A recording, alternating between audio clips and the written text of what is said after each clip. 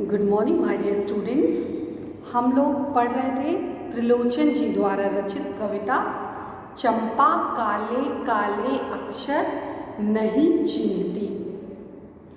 तो इस कविता को आज हम लोग इस कविता का जो है भावार्थ आज हम लोग पढ़ेंगे। चंपा काले काले अक्षर नहीं चीन्हती, मैं जब पढ़ने लगता हूँ आ जाती है। खड़ी खड़ी चुपचाप सुना करती है, बड़ी अचरज होता है इन काले चिन्हों से कैसे ये सब स्वर निकला करते हैं। तो सबसे पहले हम संदर्भ पढ़ेंगे कि प्रस्तुत कविता चंपा काले काले अक्षर नहीं चीन्हती नामक पाठ से लिया गया है। यह प्रस्तुत पद्यांश हमारी पाठ्य पुस्तक आरोह भाग 1 के चंपा काले काले अक्षर नहीं चीन्हती नामक पाठ से लिया गया है। और इस पाठ के जो रचयिता हैं वो प्रगतिवादी कवि त्रिलोचन जी हैं। प्रसंग इस कविता में एक जो अशिक्षित बालिका के विषय में बताया गया है कि वह किस प्रकार जो है शब्दों को देखकर, अक्षरों को देखकर कि वह किस प्रकार आश्चर्यचकित हो जाती है, उसके स्वभाव, उसके विषय में जो है इस कविता में बताया गया है। तो आइए हम इसका जो है भावार्थ पढ़ते हैं। चंपा काले काले अक्षर नहीं चीन्हती। तो चीन्हती अर्थात होता है कि पहचानना। तो इसमें त्रिलोचन जी ने एक बहुत ही महत्वपूर्ण विषय को उठाने का प्रयास किया है कि किस प्रकार जो है शिक्षा का जो प्रसार है, शिक्षा का फैलाव है, वो किस प्रकार जो है नहीं हो पाता है। ग्रामीण अंचल तक लोग किस प्रकार नहीं पहुंच पाता है। जो शिक्षा की, जो ज्ञान की जो ज्योति है वो वहाँ तक नहीं पहुँच पाने के कारण जो है कई तरह की असुविधा होती है, कई तरह की समस्याओं का सामना लोगों को करना पड़ता है। तो उसी विषय को बताने के लिए एक प्रमुख पात्र जो है त्रिलोचन जी ने चयन किया है, वह है चंपा। चंपा कविता की प्रमुख पात्र है और वह चीन्हती, नहीं पहचानती है किसको? काले काले अक्षरों को।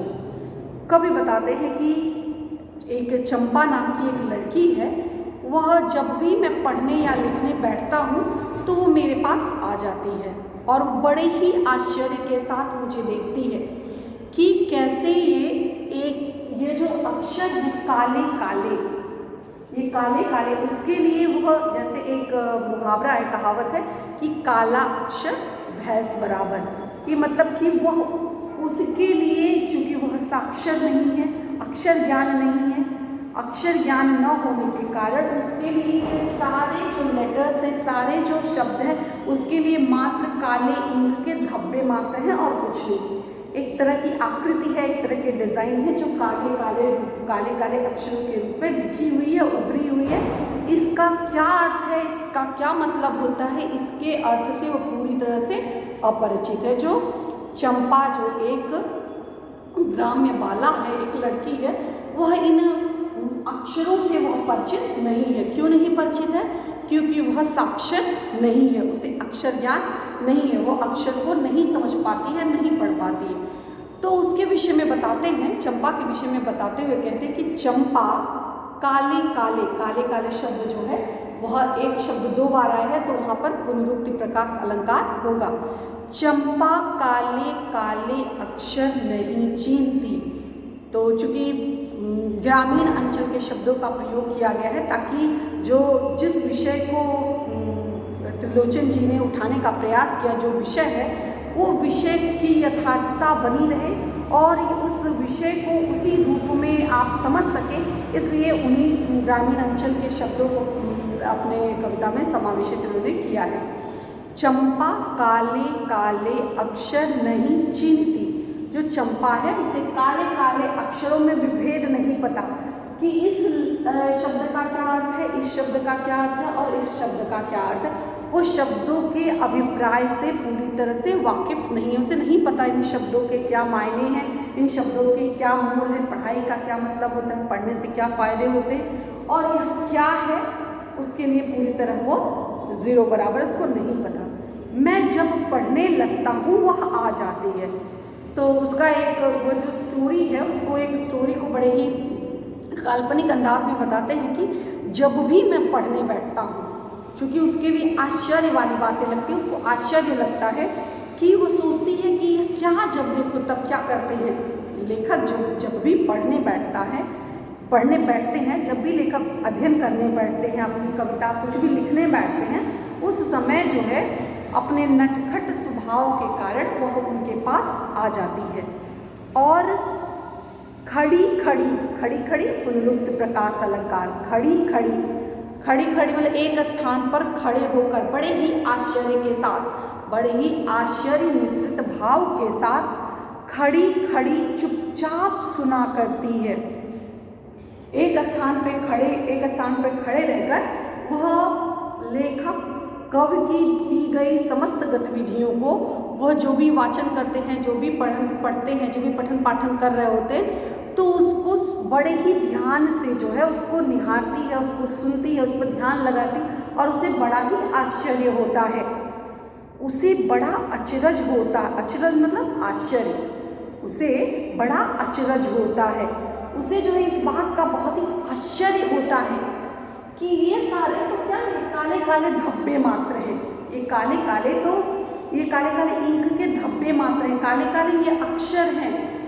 तो इन अक्षरों से अलग अलग ध्वनियाँ किस प्रकार निकलती हैं। सब तो देखने में एक जैसे प्रतीत हो रहे हैं, एक ही जैसे रंग जैसे लग रहे, काले काले रंग के हैं, तो उसमें अलग अलग ध्वनियाँ जो है किस प्रकार जो है वो प्रस्तुत हो रही हैं, इस विषय को लेकर के वह चिंतित है, आश्चर्य का भाव उसके मन में है।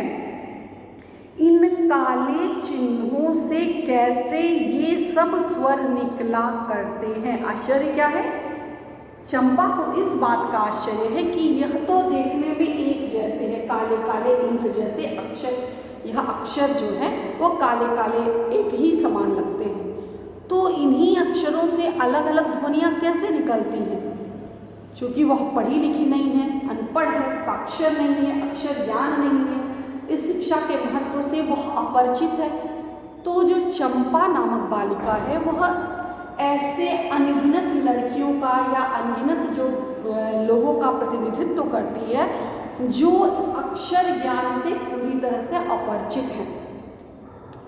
तो इस कविता के माध्यम से कवि ने उन समस्त बालिकाओं, स्पेशली बालिकाओं के विषय में बताया है कि बहुत सी ऐसी लड़कियां हैं, बहुत से ऐसे लोग हैं जो शिक्षा के महत्व से पूरी तरह से वंचित हैं, शिक्षा के महत्व तक वो नहीं पहुंच पाए, वो नहीं समझ सकते, उन्हें जो शिक्षा की बेसिक नीड होती है, बेसिक ज़रूरत, उनसे भी वह वाकिफ़ नहीं है, उन्हें अक्षर ज्ञान तक नहीं है, और सारी बात तो बहुत ही दूर की बात है।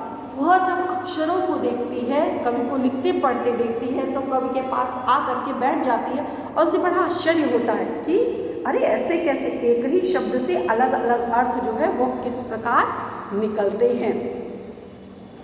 तो इस प्रकार वह बड़े ही आश्चर्यचकित भाव से जो है वह उस चीज़ को देखती है और सोचती है कि क्या इन शब्दों से, इन काले काले अक्षरों से कैसे अलग अलग ध्वनियाँ जो है वह निकल रही हैं। तो इसको लेकर के वो बड़ी ही आश्चर्यचकित हो जाती है। तो इस पद के माध्यम से, यह जो पद है, इस पद के माध्यम से कवि, पहला जो हमारा काव्यखंड है, उस काव्यखंड के माध्यम से कवि ने एक चंपा नामक नायिका का जो है चित्रण किया है, उसकी विशेषता के विषय में बताया, उसके आश्चर्यचकित भाव को बताया कि किस प्रकार उसे अक्षर ज्ञान न होने के कारण वह किस प्रकार उन सब चीज़ों को देख करके आश्चर्यचकित होती है, कैसे सोचती है कि कैसे एक ही काले काले अक्षरों से अलग अलग भाव किस प्रकार निकल रहे हैं, उसे हैरानी होती है। विशेष में आप लिखेंगे कि ग्राम्य बाला के विषय में बताया गया है। साक्षरता के महत्व को प्रतिपादित करने के लिए कवि ने बड़े ही सरल सहज शब्दों का प्रयोग किया है। कविता अत्यंत सरल और सादगीपूर्ण है, कविता बहुत ही सरल है और सादगीपूर्ण है। ग्रामीण अंचल को साकार करने के लिए, कि ग्रामीण अंचल का वातावरण दिखाने के लिए, कि ग्रामीण अंचल में किस किस तरह से लोग आपस में बातें करते हैं, किस किस तरह की शब्दावली का प्रयोग करते हैं, उसको बताने के लिए कवि ने उसके अनुकूल जो है शब्दों का चयन किया, जैसे चिन्हना, अचरज करना, चिन्हों को, तो ऐसे बहुत से शब्द हैं जो ग्रामीण अंचल में प्रयोग किए जाते हैं। तो ग्रामीण अंचल की झांकी को जीवंत करने के लिए उस प्रकार की शब्दावली का प्रयोग कवि के द्वारा किया जाता है। चंपा का अक्षरों को देखकर आश्चर्यचकित होना एक सशक्त और सजीव प्रमाण है कि जो व्यक्ति अक्षर से परिचित नहीं होगा तो निश्चित रूप से वह सरप्राइज होगा, वह आश्चर्यचकित होगा कि ये क्या, ऐसे इन काले धब्बों से आवाज़ कैसे निकलती है, क्योंकि उसे अक्षर ज्ञान नहीं है। तो काले काले खड़ी खड़ी में पुनरुक्ति प्रकाश अलंकार है। तो इस प्रकार जो यह कविता है बड़ी ही सरस और रोचक बन पड़ी है। तो इस पर आधारित जो महत्वपूर्ण प्रश्न जैसे पूछे जाते हैं, चंपा कौन है, चंपा जो है, चंपा कौन है उसके विषय में बताइए। चंपा को किस चीज़ से आश्चर्य होता है? तो पहले चंपा के विषय में बताना है कि चंपा जो है एक ग्रामीण अंचल की ग्वालबाला है, नायिका है। इस जो त्रिलोचन जी द्वारा रचित चंपा काले काले अक्षर नहीं चिंती, इस कविता की जो मुख्य नायिका है, मुख्य पात्र है, और वह एक अनपढ़ है, एक अशिक्षित जो है, उसको अक्षर ज्ञान नहीं है, एक अशिक्षित बालिका है। वह पढ़ाई लिखाई के महत्व से अपरिचित है, पढ़ाई लिखाई के महत्व को नहीं जानती, और उसे लगता है कि यह जो अक्षर है मतलब इस तरह से पढ़ना लिखना, इस तरह से जो अक्षरों को बोलना, इससे क्या है, समय जो है, समय को जाया करना है और कुछ नहीं। नेक्स्ट है, चंपा को किस बात से आश्चर्य होता है?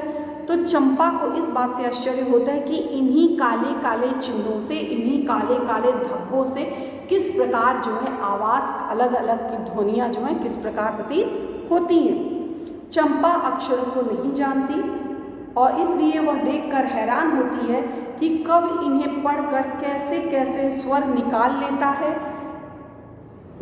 उसकी हैरानी इस बात को लेकर है कि काले अक्षरों में इतने स्वर कैसे समा सकते हैं। वह इस बात को लेकर आश्चर्यचकित है कि यह शब्द जो है, यह काले काले जो अक्षर हैं, उसके लिए तो वही बात है कि काला अक्षर भैंस बराबर, तो उसके लिए सब कुछ काला काला ही दिखाई दे रहा है। इन काले काले अक्षरों में कैसे कैसे शब्द जो है निकल के आ रहे हैं। तो कविता तो बहुत ही सरल और सहज है, आसानी से समझने योग्य है। बस आपको इसकी जो मूल भाव है ये समझना पड़ेगा कि अभी भी ग्रामीण अंचल में बहुत से लोग हैं जिनके पास जो है शिक्षा की जो अलौकिक ज्योति होती है वो वहाँ तक नहीं पहुँची है। बहुत से लोग अभी शिक्षा से वंचित रह गए हैं और उनके लिए वही बात है कि काला अक्षर उनके लिए वो केवल महज काले धब्बे समान है। उनको उसके महत्व उसको वो नहीं जानते, शिक्षा के महत्व को नहीं समझ पाते कि शिक्षा जो है हमारे लिए कितनी आवश्यक है, कितना उपयोगी है।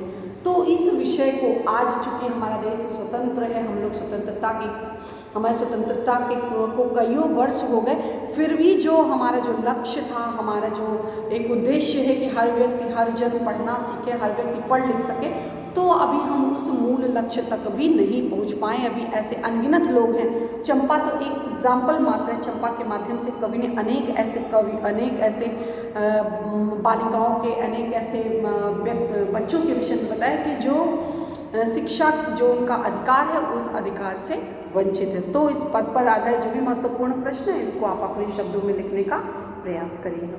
धन्यवाद।